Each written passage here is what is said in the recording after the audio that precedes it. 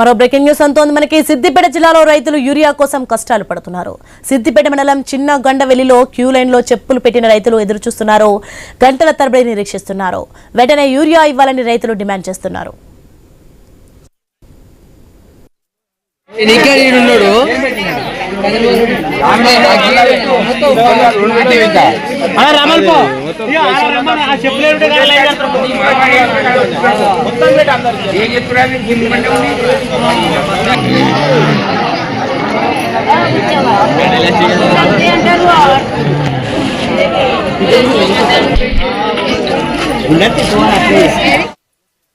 ఇదే అంశానికి సంబంధించి మరింత సమాచారం మా ప్రతినిధి క్రాంతి ఫోన్లలో అందిస్తారు.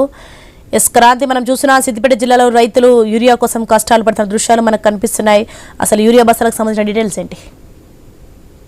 ఉమ్మడి మెదక్ జిల్లాలో రైతులకు యూరియా కష్టాలు రోజు రోజుకి పెరుగుతున్నాయి. అధికారులు కానీ ప్రజాప్రతినిధులు కానీ మరికొద్ది రోజుల్లో యూరియా వస్తుంది, 2 రోజుల్లో యూరియా వస్తుంది, వారంలో యూరియా వస్తుంది అంటే ఇట్లా 2 నెలల నుంచి కాలం గడుపుతూ వస్తున్నారు తప్పితే రైతులకు మాత్రం యూరియా అందించట్లేరు.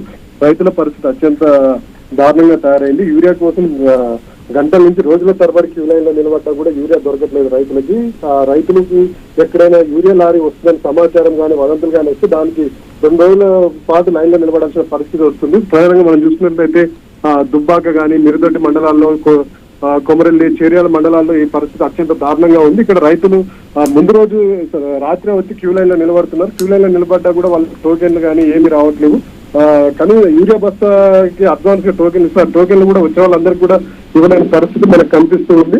ఇదే పరిస్థితిలో 2 రోజుల క్రితం రైతులు ఆగ్రహం కట్టలు తెంచుకొని గజ్వేల్ పట్టణంలో మార్కెట్ కార్యాలయంలోకి దూసుకెళ్లి అక్కడ ఫర్నిచర్ ధ్వంసం చేసిన పరిస్థితి ఉంది.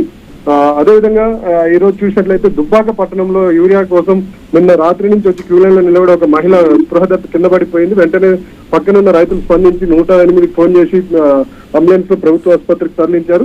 ప్రస్తుతం ఆ పరిస్థితి నిలకడగా ఉంది. ఇక చేర్యాల పరిస్థితి చూసినట్లయితే చేర్యాల్లో రైతుల జిరాక్సులు, పట్టా పాస్ పుస్తకాలు, ఆధార్ కార్డుల జిరాక్సులు పట్టుకొని వెళ్ళి వ్యవసాయ కార్యాలయాలకి, రైతు వేదికల దగ్గరికి వెళ్తే అది వ్యవసాయ అధికారుల నుంచి సరైన స్పందన రావట్లేదు, సరైన జవాబు రావట్లేదు వాళ్ళ నుంచి.